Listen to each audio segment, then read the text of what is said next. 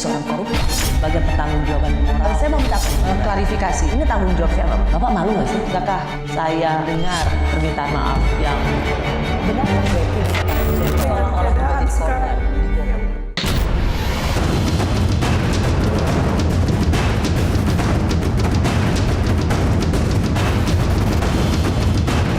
Pada saat terjadinya penganiayaan yang ini sangat-sangat memprihatinkan, kita lihat ya, sangat-sangat sadis.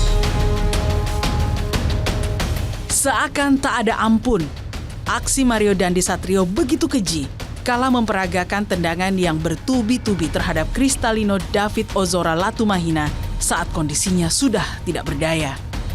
Dengan meniru hukuman ala militer, Mario meminta David memohon ampun dengan cara push up yang bertumpu pada kepala dan kaki. David sebenarnya mengaku sudah tidak kuat, namun tanpa belas kasihan, Mario justru melancarkan tendangan yang mengenai pipi kanan David hingga membuat David tergeletak. Kondisi David yang sudah tak sadarkan diri tak membuat Mario berhenti.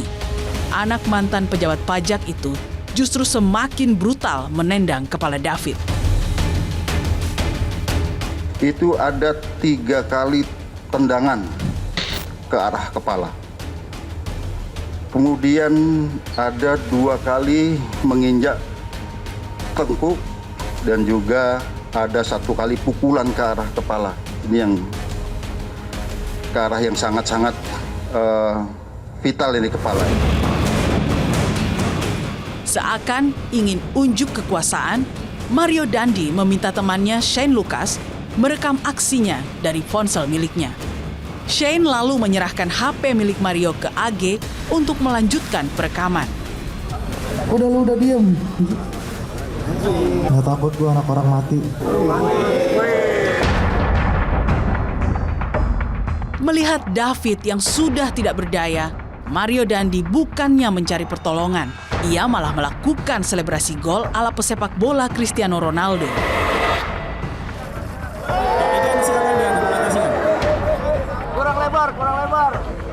Kurang lebar. Ada kata-kata free kick. Ya, free kick baru ditendang ke arah kepala seperti tendangan penalti itu. Ya, ataupun tendangan bebas. Kemudian juga ada kata-kata gua nggak takut kalau anak orang lain atau anak orang mati. Tindakan sadis Mario Dandi dipergoki saksi yang merupakan teman orang tua David. Ibu N inilah yang akhirnya membawa David ke rumah sakit.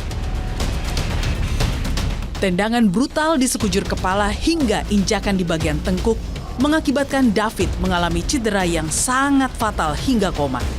3 minggu lebih, David masih terbaring di ruang ICU Rumah Sakit Mayapada, Kuningan, Jakarta Selatan. Tindakan Mario Dandi jelas-jelas bukan lagi sekedar penganiayaan yang bersifat spontan. Polisi sudah mengarahkan ada unsur perencanaan pada penganiayaan berat terhadap David. Yang bersangkutan sudah tahu bahwa tindakan pertama dalam kondisi yang tidak sadar masih dilanjutkan, itu dari penyidik sudah masuk pada unsur pasal tertentu. Ada kesengajaan dengan maksud arah kepala, semua tendangan di arah kepala itu ada kesengajaan dengan maksud.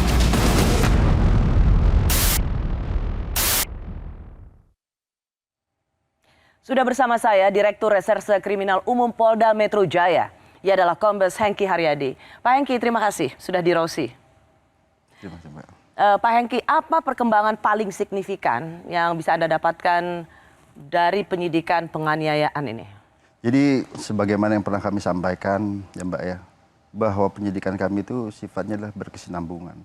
Terus kita adakan penyelidikan secara lebih mendalam, penelitian terhadap alat bukti yang ada.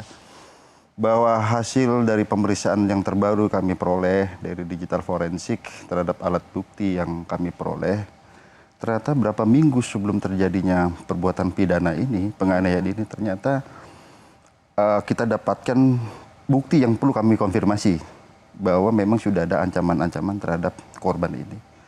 Nah, oleh karenanya di samping pemeriksaan saksi yang kami kemarin akan lengkapi 4 orang saksi, termasuk satunya adalah anak yang berhadapan dengan hukum. Anak yang di bawah umur ya? Ya, kita bersama berkoordinasi dengan LPSK, kita akan mempertajam unsur perencanaan. Ditambah dengan alat bukti yang baru kita peroleh ini. Dan kami akan konfirmasikan lagi. Jadi artinya memang ini memperkuat bahwa perbuatan ini sudah direncanakan sebelumnya seperti itu. Ini sesuatu yang baru Pak Hengki, karena pada saat kejadian adalah 20 Februari 2023. Perencanaan semula hanya terfokus, misalnya disebut perencanaan, yaitu ingin ketemu atau korban dalam hal ini David diajak untuk bertemu. Ternyata hari ini Pak Hengki mengatakan bahwa beberapa bulan sebelum 20 Februari, beberapa minggu sebelum kejadian itu sudah ada perencanaan termasuk ancaman. Ancaman. Nah, ini akan kami perdalam lagi untuk memenuhi unsur daripada perencanaan tersebut. Karena dari unsur perencanaan ini kan kami lihat ini ada 2 titik yang kita harus pahami. Pertama, sebelum terjadinya tindak pidana itu, mulai daripada menjemput tersangka S, kemudian bersama-sama anak AG ini dalam satu kendaraan, ada terucap bahwa akan melakukan tindak pidana ini. Kemudian pun pada saat pelaksanaan penganiayaan, Mbak, kita lihat di sana bahwa hasil pemeriksaan kita pada tendangan yang pertama, ini kita juga konfirmasi dengan video yang kita peroleh. Sebenarnya kita lihat juga sudah tidak berdaya nih korban. Bahkan dari keterangan tersangka bahwa pada tendangan pertama dia sadar bahwa korban ini sudah dalam keadaan tidak sadar. Oke. Jadi tersangka dalam hal ini Mario Dande pada menendang pertama kali sendiri, korban yang bernama David ini sudah dalam keadaan tidak berdaya. Menurut keterangan bersangkutan, dan kita konfirmasi di TV juga terlihat seperti itu dari video yang kita peroleh. Nah, ini sebagai alat bukti. Dan kita juga dapatkan alat bukti baru dari CCTV yang lebih memperjelas lagi peranan itu. Artinya begini, Mbak. Dari rekonstruksi kemarin, kita menghubungkan keidentikan dari beberapa alat bukti. Dari HP mungkin, dari yang tersebar itu, kita memperoleh beberapa adegan-adegan dan sebagian ada terpotong, terkonfirmasi dengan dari CCTV. Bahkan suaranya kita perbesar. Ya, jadi keidentikan beberapa alat bukti ini kita juga masukkan dalam unsur pasal yang kita persangkakan terhadap yang bersangkutan ini. Pak Hengki bisa katakan pada saya misalnya, kira-kira seperti apa ancaman beberapa minggu sebelum peristiwa penganiayaan itu? Ini perlu kami konfirmasi lagi, Pak. Karena kita baru peroleh, tapi akan kami perdalam lagi. Apakah ini masuk dalam kategori perencanaan, kemudian sikap batin daripada tersangka ini seperti apa, dan sikap batin ini menunjukkan motif nanti. Ya, ini terkait juga nanti dengan pada saat rekonstruksi. Kami perlu jelaskan yang tadi kami bahwa pada saat sekali tendangan tidak sadar, dia melanjutkan dengan tendangan-tendangan ke arah yang vital. Ini konfirmasi dari dokter, ini sangat vital di sini. Nah, kemudian dia juga dari arah yang berbeda, kemudian menendang kepalanya lagi. Bahkan ada kata-kata free kick. Free kick kemudian sambil berlari. Ingat Pak, ini sambil berlari ditendang lagi kepala daripada korban itu. Dalam konstruksi pasal kita bisa lihat di sini bahwa unsur perencanaan itu ada. Karena perencanaan ini tidak harus ada waktu yang panjang, tetapi ada jeda waktu antara niat, kemudian perbuatan. Kemudian ada pikiran yang tenang yang bersangkutan, paham bahwa apa yang terjadi apabila perbuatan itu dilakukan. Dan ada kesempatan yang bersangkutan untuk membatalkan niatnya itu. Tapi dari fakta yang ada, sudah tidak sadar, diulangi, bahkan kata-kata freak dilanjutkan dengan berlari dan menendang. Nah, artinya di sini perencanaan itu sudah ada. Oleh karenanya kami kontribusikan dalam pasal 355 KUHP tadi, Mbak. Saya akan menggali soal perencanaan itu lagi, Pak Hengki. Pak Hengki mengatakan soal peran dan dari rekonstruksi ya. Saya ingin kita melihat sama-sama lagi pernyataan Pak Hengki karena sebelumnya ada 37 adegan berdasarkan pemeriksaan. Ada statement Pak Hengki soal ini. Kita saksikan bersama. Kemudian rekan-rekan sekalian, ternyata dari 37 adegan yang kita persiapkan berdasarkan pemeriksaan, kemudian kita padukan dengan hasil digital forensik tadi, ternyata berkembang menjadi 40 B. Jadi dari 37 menjadi 40, artinya di sini kita dalam rangka membuat terang tindak pidana yang terjadi, kemudian kita melihat peranan dari masing-masing tersangka, dan juga di sini peranan dari masing-masing tersangka yang memberikan bantuan, memberikan kesempatan, memberikan sarana, dan juga keterangan untuk terjadinya kejahatan itu juga tergambar di sana. Pak Hengki mengatakan ada yang memberi bantuan, ada yang memberikan kesempatan, dan memberikan sarana. Siapa saja mereka? Ya, bagaimana kita ketahui hasil rekonstruksi dan juga dari alat bukti yang kita peroleh. Sebagai contoh, pertama dari niat mereka untuk datang ke tempat kejadian. Ada dari anak AG yang meminta posisi daripada korban. Menanyakan di mana posisi. korban berada. Kemudian yang kedua, juga minta Sherlock. Ketiga, mengajak agar turun ke bawah.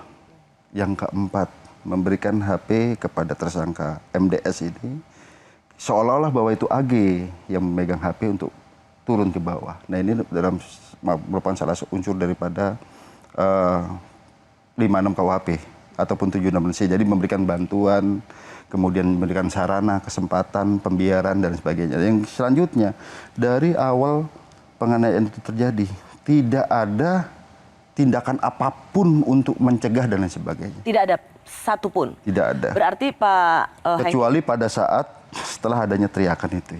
Dari saksi? Iya. Nanti saya akan gali lagi. Pak Hengki, jadi saya minta konfirmasi. Itu mereka bertiga ya Pak? Bertiga. Jadi Mario Dandi, tersangka S yang dipanggil Sean atau Sean, lalu AG ini, anak di bawah umur. Jadi mereka bertiga ya? Iya. Jadi tidak ada itu tantenya atau siapapun, hanya bertiga ini?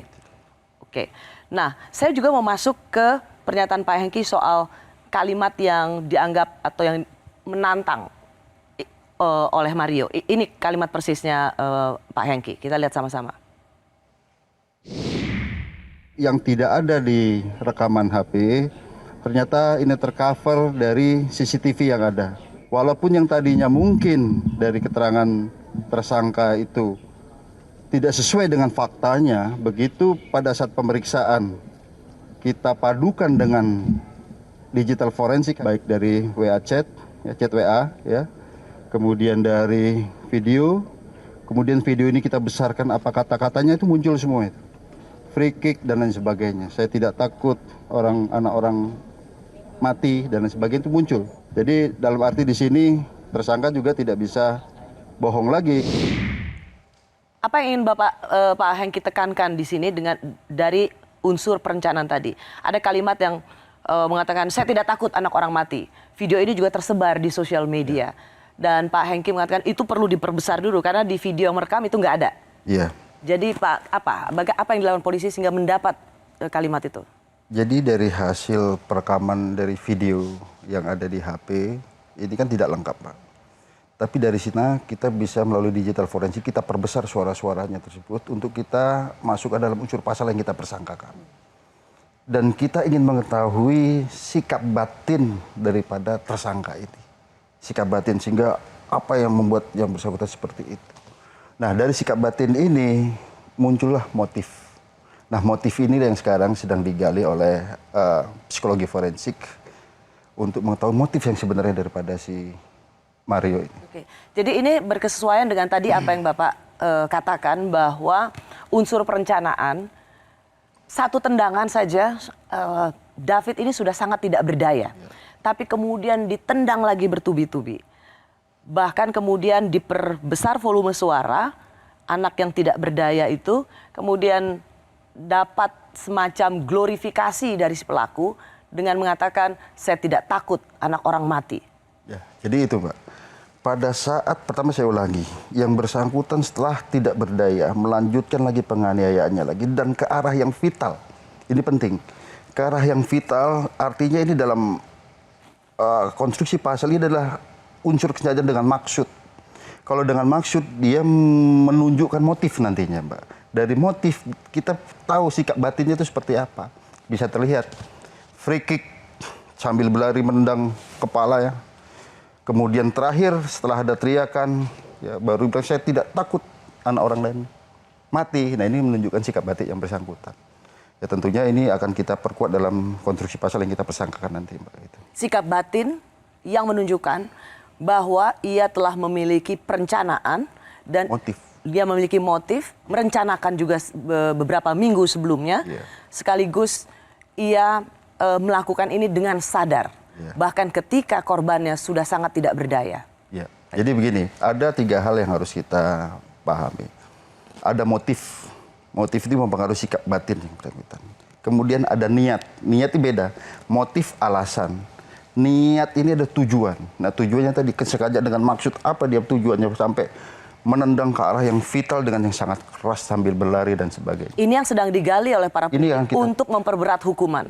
Karena bagaimanapun juga niat Mario Dandi seperti ingin menghabisi David, ini yang akan harus digali oleh polisi untuk memperberat hukumannya. Kami kembali sesaat lagi. Kami melihat di sini bahwa dari bukti digital bahwa ini ada perencanaan sejak awal. Pada saat mulai menelpon SL, kemudian bertemu SL, kemudian pada saat di dalam mobil bertiga ada mens rea, niat di sana. Kemudian pada saat terjadinya penganiayaan yang ini sangat-sangat memprihatinkan, kita lihat ya sangat-sangat sadis ya di sini. Itu ada 3 kali tendangan ke arah kepala. Kemudian ada 2 kali menginjak tengkuk dan juga ada 1 kali pukulan ke arah kepala. Ini yang ke arah yang sangat-sangat vital ini kepala ya. Di sana di antaranya ada kata-kata free kick, baru ditendang ke arah kepala seperti tendangan penalti itu ataupun tendangan bebas. Kemudian juga ada kata-kata gua nggak takut kalau anak orang lain atau anak orang mati. Bagi penyidik di sini dan juga kami koordinasikan, konsultasikan dengan saksi ahli, ini bisa merupakan suatu mens rea, niat jahat dan juga aktus serius wujud perbuatan. Ini rangkaian perbuatan, korban sudah tidak berdaya, 2 kali ditendang sudah tidak berdaya, masih diadakan penganiayaan lebih lanjut ke arah kepala. Pak Hengki Haryadi, Dirkrimum Polda Metro Jaya. Kalau melihat keterangan-keterangan Anda, maka hampir bisa disimpulkan bahwa Mario Dandi ini dengan secara sengaja melakukan perencanaan untuk menganiaya David. Ya itu dalam konstruksi pasal kita, hasil perkara kita arahkan sana dan berdasarkan alat bukti, Mbak. Walaupun dalam konstruksi pasal yang kita persangkakan itu sifatnya adalah subsidiar, mulai yang paling berat sampai yang paling rendah. Tapi yang terberat adalah di sini 12 tahun, Mbak. Tetapi begini, ada desakan publik bahwa kenapa hanya soal perencanaan penganiayaan, kenapa tidak langsung perencanaan pembunuhan? Yang pertama begini, Mbak, ya kita dalam melakukan penyelidikan dan penyidikan terhadap kasus itu harus benar-benar nol mindsetnya. Tidak boleh terpengaruh dari opini. Kita benar-benar ataupun desakan publik tidak boleh seperti itu. Tapi kita benar-benar harus berdasarkan fakta hukum yang ada, berdasarkan alat bukti yang ada. Ya, bukankah tadi berdasarkan fakta-fakta dilihat dari CCTV, dari video, apa yang dilakukan oleh Mario Dandi sudah begitu sadis, melakukan penganiayaan yang begitu kecil dan ada perencanaan pembunuhan di sana. Jadi kami melihat di sini, Mbak, ya, sekali lagi kami juga sangat prihatin. Ini merupakan tindakan yang sangat-sangat sadis bagi kami, ya. Apalagi dilakukan terhadap anak di bawah umur, ya. Kami di sini pertama dari fakta hukum yang ada, kami ingin menciptakan efek deterrence, ya. Secara spesialis buat pelaku, bagaimana supaya memberikan efek jera yang maksimal buat Mario Dandi dan teman-temannya itu. Mengapa polisi tidak menerapkan pasal perencanaan pembunuhan, tetapi lebih menerapkan pasal penganiayaan dengan perencanaan? Yang pertama, dari hasil gelar perkara dan juga fakta hukum yang kita peroleh, itu lebih mengarah kepada penganiayaan berat yang direncanakan. Itu yang pertama. Yang kedua, untuk memberikan efek deterrence. Percobaan pembunuhan hukumannya lebih rendah loh kalau dilihat. Nah, gitu. Tapi secara umum orang awam melihat, wah ini perencanaan pembunuhan itu lebih rendah. Karena percobaan dihilangkan lagi sepertiga, dikurangi sepertiga dari hukumannya. Nah, seperti itu. Oke, jadi ini klarifikasi dari Anda. Karena selama ini publik melihat kenapa bukan perencanaan pembunuhan. Karena jelas-jelas Mario Dandi sudah memukul dengan keji ada anak di bawah umur hampir mati, kenapa tidak dikenakan pasal perencanaan pembunuhan, tetapi alih-alih pasal penganiayaan berat dengan perencanaan 12 tahun dan 15 tahun kalau korbannya meninggal. Justru yang Anda cari adalah pasal yang memberatkan hukuman. Ya. Baik, kita bicara soal perencanaan, Pak Hengki. Banyak kemudian beredar luas di masyarakat, yaitu soal screenshot WhatsApp antara David dengan anak di bawah umur yang berinisial AG. Saya mau konfirmasi dulu, Pak. Apakah memang ini chat antara korban dan pelaku, antara AG dan David? Coba kita lihat, Pak. Dia minta untuk turun, barangnya biar digosen saja. Lalu ada tulisan lagi, tolong telepon coba. Lo bilang sama tante lu ya, tante gua di mobil. Foto dong, mobil apaan? Turun sekarang, jawab dong. Jadi dari handphone ini anak di bawah umur, dia ikut mengajak David untuk turun, padahal korban nggak mau turun. Artinya di sini memang David itu awalnya memang nggak mau ketemu kan? Betul ya? Iya. Tidak mau ketemu, tetapi kemudian dibujuk untuk ketemu. Ya, itulah unsur perbantuan tadi, Pak. Pasal 56 maupun 76C daripada Undang-Undang Perlindungan Anak. Ya. Menempatkan, membiarkan, melakukan, turut serta melakukan, menyuruh melakukan tindakan kekerasan terhadap anak di bawah umur masuk di sana. Oke, Pak, kita dengar sekali lagi untuk bicara soal pembobatan hukuman. Ini ada kata Menko Polhukam Mahfud MD soal pasal yang harus dikenakan pada para pelaku. Kalau kita melihat aksinya yang begitu brutal tanpa peri kemanusiaan, saya mungkin agak setuju kalau diterapkan pasal 351 karena memang itu mungkin, tetapi saya akan jauh lebih setuju dan mendukung untuk mencoba menerapkan pasal yang lebih tegas untuk membuat anak-anak muda, untuk membuat orang tua mendidik anak-anaknya dengan baik. Diterapkan pasal 354 dan 355 ya, sehingga bisa lebih keras, lebih tegas gitu. Dan biasa saya berharap, saya minta aparat penegak hukum profesional tidak boleh main-main, karena masyarakat sekarang gampang tahu, wah ini ada upaya menyembunyikan ini, ada upaya membelokkan ini. Pak Hengki, Pak Mahfud tadi mengatakan ya diterapkan pasal 351, tapi ia lebih setuju kalau 355. Itu juga yang memang dipakai oleh para penyidik untuk mencari hukuman yang paling berat. Jadi sekali lagi Mbak, kami harus konfirmasi bahwa kami berdasarkan fakta hukum. Dan kami juga perlu klarifikasi di sini, memang awalnya kita pakai 351 ayat 2 KUHP. Penganiayaan mengakibatkan luka berat.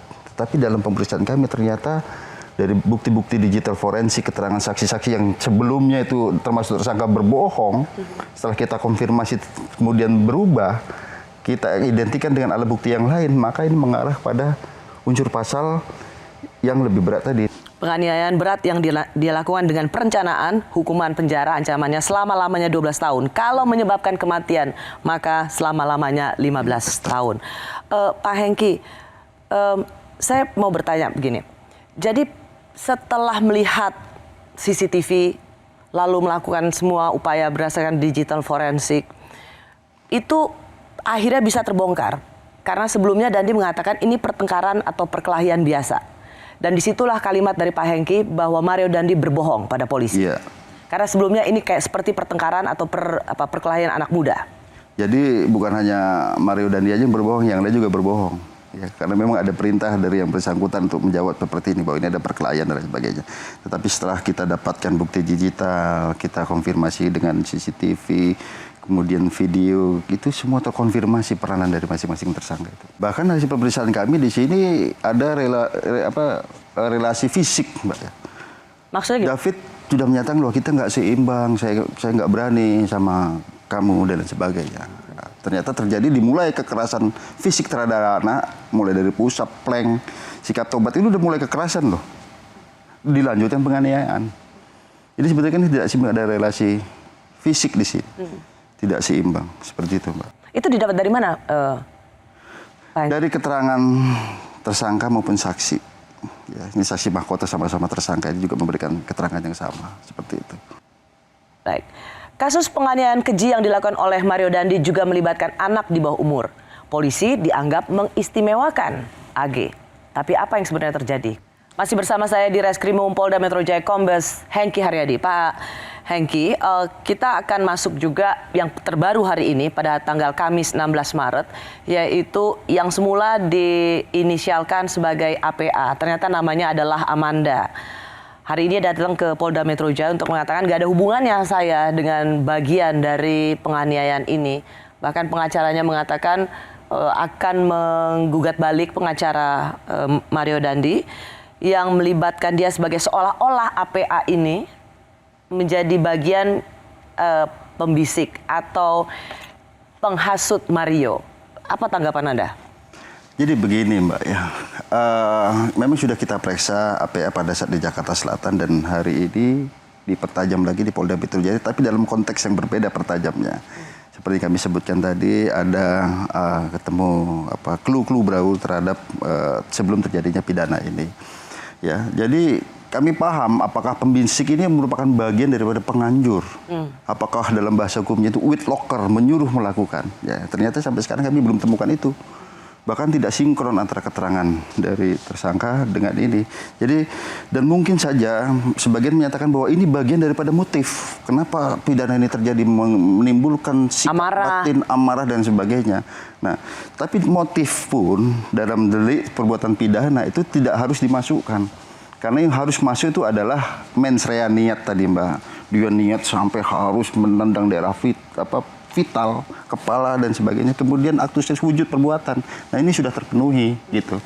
Jadi saya kira wujud perbuatan, karena tadi Pak Hengki mengatakan andaikan memang dia tidak punya niat untuk menganiaya berat dengan perencanaan, kalau korbannya sudah tidak berdaya, dia bisa menghentikan itu. Tapi apa yang dilakukan oleh Mario Dandi, dia tetap melakukan dengan cara yang sangat sadis, ya. Menendang dengan sambil berlari seperti tendangan final atau tendangan bebas seperti itu. Saya ingin mengacu dulu pada tanggal 2 Maret karena kan diperiksa juga sebagai saksi di Polres Jakarta Selatan waktu itu Pak. Karena memang sempat ada dirilis pada waktu itu penjelasan ia dituding sebagai pembisik awal Mario atau penganjur.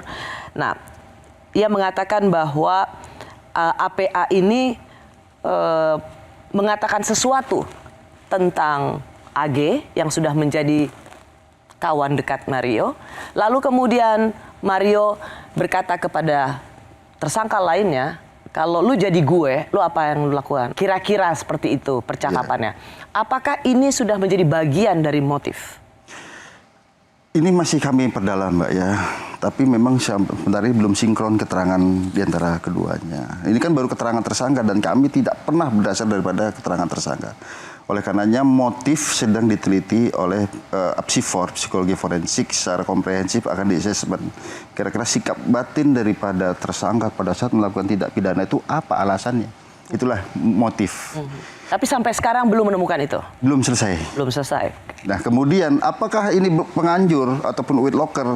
Ini sampai sekarang belum mengarah ke sana. Jadi artinya ya sampai sekarang Mbak ya ini belum masuk dalam lingkaran daripada perbuatan tidak pidana ini. Oke, Pak Hengki, dulu setelah terjadinya peristiwa ini, 20 Februari lalu Mario Dandi ditetapkan sebagai tersangka, publik itu sedikit kecewa. Karena kok lama sekali menjadikan anak di bawah umur ini sebagai tersangka. Atau sebutan hukumnya sebenarnya anak berkonflik dengan hukum. Pertanyaannya adalah, apa memang polisi memberikan keistimewaan pada AG sehingga dikaitkan dengan anak siapa dia masih punya pengaruh, atau memang polisi sungguh-sungguh memperhatikan anak ini masih 15 tahun atau masih di bawah umur, sehingga ada kesan Pak Hengki lama banget menjadikan publik itu sempat sebel gitu, karena kok lama banget sih, jelas-jelas dia menjadi bagian dalam perencanaan penganiayaan itu. Jadi begini Mbak ya, kita ini kan pelaksana undang-undang ya. Dalam undang-undang secara formil diatur terhadap anak yang berhadapan dengan hukum nih. sistem peradilan anak. Ada fase-fase yang harus kita lewati. Ya. Ada namanya penelitian sosial, ya. Kemudian juga kami mengundang daripada KPAI untuk melihat apakah kami sudah melaksanakan pemenuhan hak-hak anak ini. Jangan sampai kami melewati ini, kami salah juga nanti. Kemudian kita mengundang daripada Kementerian Pemberdayaan Perempuan dan Perlindungan Anak, ya, dan lain sebagainya. Dan kemudian kami harus memeriksa psikologis daripada anak ini, ya, baik psikologi forensik maupun psikologi klinis. Ya, artinya di sini kita juga akan melihat anak-anak ini, kan dalam anak ini ada perlakuan yang berbeda, Pak. Artinya yang bersangkutan ini menginsafi nggak perbuatan itu salah atau benar. Ini ada yang berbeda ini. Harus ada penelitian dari psikologi. Jadi sikap mental, sikap batin pada saat itu, apakah dalam tekanan, itu harus ada penelitian. Dan itu waktunya nggak sebentar. Oke. Soalnya yang harus dijelaskan Pak Hengki adalah gini, saya minta klarifikasi bahwa ini bukan tentang mengistimewakan Bukan. seorang AG, Ya. tetapi ini tentang bagaimana menangani anak berkonflik dengan hukum, atau sebutannya kalau untuk anak, untuk orang dewasa tersangka, karena bagaimanapun juga umurnya masih di bawah umur dewasa. Umurnya 15 tahun. Ya, Pak. Itu yang membuat polisi tidak mungkin menyamakan dengan tersangka lainnya. Ya, kalau kami KPAI diajak. Jadi benar-benar kita harus sesuai dengan rel yang ada, sesuai aturan daripada sistem peradilan anak ini, undang-undang.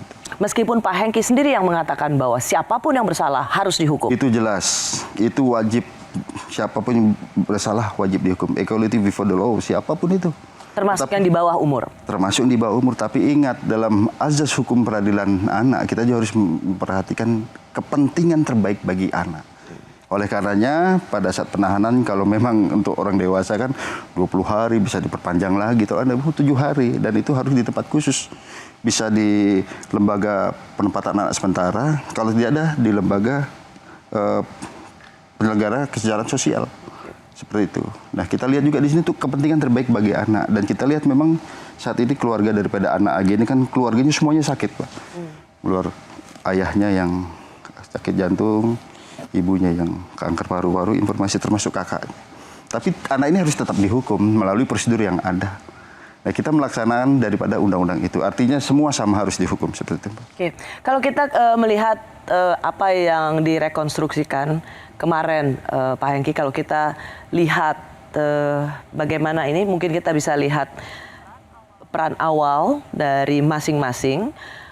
Kita lihat di rekonstruksi pada waktu itu, ini adalah di lokasinya. Bisa di-roll. Ini saat ketiga tersangka menuju rumah saksi untuk menemui korban. Dengan posisi AG berjalan di depan untuk memastikan bahwa AG yang datang sendiri. Kita bergerak untuk ke adegan TKP depan rumah.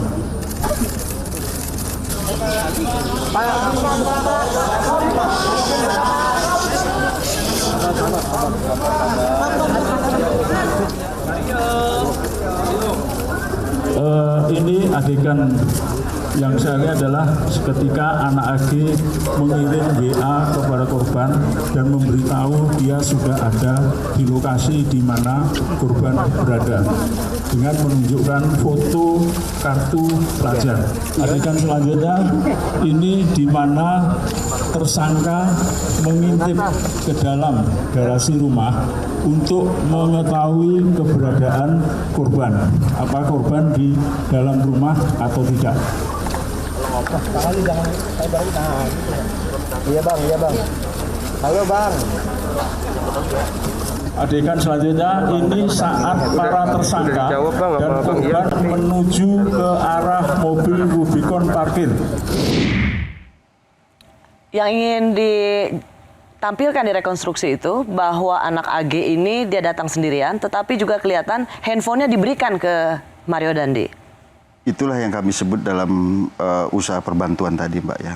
Ya, artinya dia membantu, memberikan kesempatan, daya upaya, memberikan keterangan. Nah, daya upaya ini kita lihat seolah-olah dia datang sendirian. Kemudian HP-nya diserahkan kepada Mario seolah-olah itu adalah anak AG ini yang ini. Jadi ini unsur pembantuannya terlihat sekali daripada anak AG ini menurut kami penyidik ya Pak. Seperti itu. Jadi ya memang sengaja seperti datang sendirian. Ya. Mancing supaya korban ini turun seperti itu. Supaya dia kelihatan memang datang sendirian. Iya. Dan handphonenya diberikan kepada Mario. Seolah-olah itu AG. Seolah-olah itu AG. Ya. Ini menjadi bagian dari yang cukup penting untuk memperlihatkan peran AG di situ. Ya. Jadi selain peranan dari masing-masing pihak, kita masuk dalam konstruksi pasal mana yang tepat. Gitu. Saya kira seperti itu Pak. Berikutnya tentang detik-detik ada saksi seorang ibu yang menolong dan akhirnya membuat penganiayaan itu berhenti. Kita lihat seperti apa rekonstruksinya. Saksi Ibu N datang menghampiri korban yang tadi teriak woi sehingga ini berhenti seketika. Selanjutnya saksi Ibu N membantu korban. Jadi saksi Ibu N meminta kepada anak AG untuk pahanya ditaruh di bawah kepala korban. Tolong kamu bantu kasih paha kamu di bawah kepala seperti bantal. Di bawah tangan saya seperti bantal. Saya tunjuk pelaku, saya tanya, siapa kamu? Ngapain kamu di sini? Saya pemilik rumah itu. Kamu tamu nggak diundang, kamu ngapain di sini? Terus begitu saya tahu ini David, saya langsung tanya, kamu ngapain teman anak saya? Sampai pojok begini. Ini adalah adegan terakhir, selanjutnya korban dimasukkan ke mobil dan dibawa oleh saksi R menuju rumah sakit. Pak Hengki, saya mau konfirmasi. Jadi kalau nggak ada Ibu N ini, itu masih lanjut dianiaya ya? Ya, seperti itu. Berhenti di luar daripada kehendaknya. Seperti itu. Berhenti di luar yang menjadi kehendaknya karena ada orang lain yang menghentikannya. Ya. Andai saja saksi N itu tidak datang dan mengatakan, siapa kamu? Itu fatalitas korban mungkin lebih parah lagi apa yang terjadi, kita mungkin lebih parah dari yang sekarang ya Mbak ya, seperti itu. Oh. Dan kemudian memanggil lagi ada saksi satu lagi seorang pria gitu. Iya. Nah Pak, dua orang yang ada di situ, anak yang di bawah umur maupun temannya Mario, Sean itu tidak melakukan apapun. Tidak melakukan apapun sebelumnya, kemudian diminta bantuan oleh saksi N ini untuk menaruh ke atas paha, tapi tidak dilaksanakan juga ya. Tapi lebih detailnya nanti kita lihat pada saat ini. Tapi ini menunjukkan bahwa ada 3 orang, satu yang melakukan dan 2 lainnya itu tidak melarang, memberhentikan dan lain sebagainya. Waktu itu sempat saksi mengatakan sempat ada, kalau tidak salah mungkin Bapak bisa saya konfirmasi di sini, sempat ada security di situ dan dia mengatakan, Mario mengatakan karena dia melecehkan adik saya sehingga seolah-olah itu menjadi pembenaran Mario Dandi mengapa ia melakukan penganiayaan ini. Jadi ini kan baru katanya tersangka, Pak. Masih kita dalami lagi. Oleh karenanya kami sampaikan tadi motif, jadi motif apa? Asmarakah? Apakah motif yang lain? Ini sedang didalami oleh psikologi forensik. Secara komprehensif diteliti terhadap para pelaku ini sampai sekarang masih berlangsung. Pak Hengki, kalau misalnya kita lihat pada saat kejadian itu, yang kemudian polisi bisa menarik dari CCTV, video, digital forensik, lalu juga menarik percakapan-percakapan dalam WhatsApp, terutama dari handphone korban gitu. Pertanyaan saya adalah video yang beredar, yang disaksikan oleh begitu banyak orang, itu sebenarnya video dari kamera siapa? Ini yang sedang kami selidiki kembali, Mbak. Namun yang jelas sebelum tersangka ini dibawa ke Polsek, hasil pemeriksaan kami secara digital forensik ini sempat dikirimkan kepada 3 pihak yang berbeda. Dan kami akan dikirim oleh siapa ke siapa, Pak? Oleh tersangka Mario. Ya. Ini dikirim pada 3 orang dan ini sekali lagi ini pelanggaran hukum loh. Ini delik pidana loh. Ya. Jadi artinya selain daripada penganiayaan berat yang direncanakan, ini pelanggaran pidana lagi. Karena ini menyebarkan penganiayaan sadis ini yang terhadap anak di bawah umur ini, Pak. Itu melanggar undang-undang ITE dan undang-undang yang lain yang sedang bisa kita konstruksikan lagi. Jadi video itu pertama kali dibagikan justru dikirim sesaat setelah penganiayaan terjadi. Betul. Sebelum dibawa ke polsek. Gitu. Ini supaya jangan jadi polemik lagi, ini tersebar dari mana. Jadi kan sedang teliti nih. Ya, setelah itu langsung kita segel barang bukti ini ya. Seperti itu, Pak. Pasti video itu tersebar setelah penganiayaan. Hasil pemeriksaan dan digital forensik kan tidak bisa bohong, ada jejak digital di sana. Seperti Tapi tadi Bapak Pak Hengki mengatakan bahwa video itu dikirim oleh pelaku pada 3 orang lainnya. Iya. Sebelum ke Polres. Sesaat setelah kejadian itu terjadi, tidak benar terjadi, dikirim. Ketiga itu kepada siapa? Sedang kami teliti, Pak. Untuk apa dikirim video penganiayaan itu? Sedang kami teliti juga itu, Pak. Karena kan sekali lagi kita termasuk dari pemeriksaan psikologi forensik ini, niat yang bersangkutan ini seperti apa ini? Sikap batinnya seperti apa? Mengapa seperti itu? Apa menggambarkan motif yang bersangkutan? Dan lain sebagainya. Karena tidak mungkin orang yang merekam video itu tidak berada di lokasi penganiayaan, betul ya? Orang yang merekam video itu pasti yang berada di... Iya, jelas. Ya kan? Dari pemeriksaan kami sudah bicara siapa yang menyebar itu sudah. Ya ini masih kita dalami lagi dan bagi kami ini delik baru, perbuatan pidana baru. Dan mungkin efek deterrence terhadap pelaku lebih berat dari yang sekarang seperti itu. Jadi siapa yang merekam video itu dengan bangga dan merekam penganiayaan David? Saya masih bersama Hengki Haryadi. Beliau adalah Direktur Reserse Kriminal Umum Polda Metro Jaya. Pak Hengki, tadi kita bicara soal video. Karena sebenarnya dengan video yang tersebar itu, itulah yang membuka mata kita semua tentang betapa sadisnya ya. Dan Mario Dandi menganiaya David. Tadi Bapak mengatakan bahwa tersangka yang memberikan atau mengirimkan video itu pada 3 orang lainnya dan Anda akan mendalaminya. Pertanyaan saya, ini kita lihat dulu dari rekonstruksi. Sekarang kan sempat beredar soal siapa yang merekam, Sean kah atau AG kah? Kita lihat di rekonstruksi ini. Nah, di sini ada momen peralihan handphone yang dalam posisi kamera on, tetap merekam dari tersangka SL kepada anak AG. Ya, silakan Iden diambil dulu.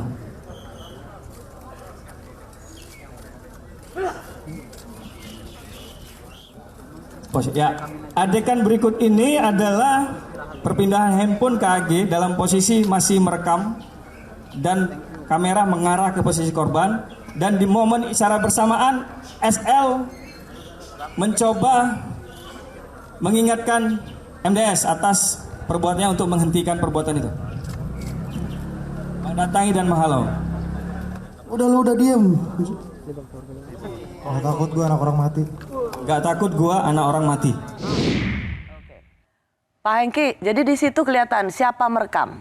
Siapa saja yang merekam jadi? 2 temannya ini? Iya, jadi diserahkan, baru si S ini mendatangi si MDS itu, Mario tadi. Pak Hengki, berapa lama sih penganiayaan itu terjadi? Saya tidak ingat lagi, Mbak, ya, coba kurang lebih setengah jam lah, jadi seperti itu. Oke. Tentu dan itu tetap saja terlalu lama bagi sebuah tindakan yang keji untuk korban yang tidak bisa melakukan pembelaan apapun. Betul, betul. Baik, saya ingin sekali lagi, Pak. Jadi ketika Bapak bilang soal pemindanaan terhadap penyebaran aksi itu dia yang pertama kali menyebarkan atau bagaimana? Supaya publik tahu, jangan sampai gini. Saya ingin mengatakan bahwa itu banyak di-share kemudian ya, Pak. Iya. Dan tapi itu memiliki jasa. Iya. Karena video itu, maka perlakuan Mario Dandi yang sadis bisa ketahuan. Yeah. Tapi ketika Bapak mengatakan ada ancaman pemidanaannya, orang seperti apa yang terancam pemidanannya? Karena di satu sisi, tanpa video itu tersebar, kita tidak tahu betapa sadisnya Mario Dandi. Betul. Jadi kan dua konteks yang berbeda, Pak. Dalam unsur delik pidana ini sudah memenuhi unsur. Ya, tetapi mungkin kalau dengan tidak ada penyebaran ini juga masyarakat tidak banyak tahu juga betapa sadisnya penganiayaan ini. Artinya sebagaimana yang kami sampaikan, Mbak ya, penegakan hukum kami ini sebenarnya memiliki pesan. Yang pertama secara preemptif ini memberikan edukasi dan memberikan implikasi preventif, jangan ada lagi terjadi hal seperti ini. Oke, ya. Ya, dengan masyarakat banyak yang mengetahui, kami tindak tegas, ya, kami hukum maksimal. Kami harapkan ada efek deteran secara spesialis buat pelaku yang saat ini melakukan dalam tindak pidana ini, dan masyarakat luas harus tahu ya, bahwa seperti ini akibatnya hukumannya berat, apalagi terhadap anak di bawah umur. Termasuk ketika pelaku mengirimkan gambar ini ke teman-temannya, Iya. maka dia memiliki niat sesungguhnya Ya, itu untuk menunjukkan sikap batin yang bersangkutan terhadap pidana ini. mengglorifikasi kejahatan yang dia lakukan. Dia justru bangga dengan apa yang dia lakukan. Yang ini sedang diteliti oleh psikologi forensik, Pak. Psikologi forensik. Baik. Saya mau tanya satu lagi, Pak Hengki. Untuk klarifikasi, soal sepatu yang dipakai oleh Mario Dandi. Itu orang bertanya-tanya, kenapa? Kenapa kemudian harus ada sepatu dan dipinjam dari penyidik? Jadi begini, Mbak, ini jadi ada persepsi yang berbeda, sepertinya ada pelaku yang berbeda terhadap tersangka MDS dan juga terhadap tersangka S, Sen ini ya. Jadi sebenarnya kami ingin menunjukkan bahwa sepatu ini menjadi instrumental delik, alat kejahatan.